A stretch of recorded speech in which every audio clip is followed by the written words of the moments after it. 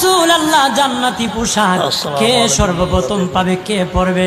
নবী বলেন আয়েশা রে, জান্নাতি পোশাক সর্বপ্রথম আমি রাসূলুল্লাহ পাবো, কিন্তু আমি নবী সর্বপ্রথম পরব না। সর্বপ্রথম ইব্রাহিম খলিলুল্লাহকে জান্নাতি পোশাক পরানো হবে। কেন জানুনি? ইব্রাহিম নবীকে নমরুদের আগুনে যখন ফেলে দেওয়া হয়েছিল, দুনিয়ার সব ছেড়ে দিয়েছিল, বাড়ি ছেড়ে দিয়েছিল, সম্পদ ছেড়ে দিয়েছিল, মা বাবা ছেড়ে দিয়েছিল, এমনকি গায়ের জামা যখন খুলে নেয়, ইব্রাহিম কয়েক কাপড় ছেড়ে দিতে পারি, আমার আসমানের মালিককে ছেড়ে দিতে পারি না।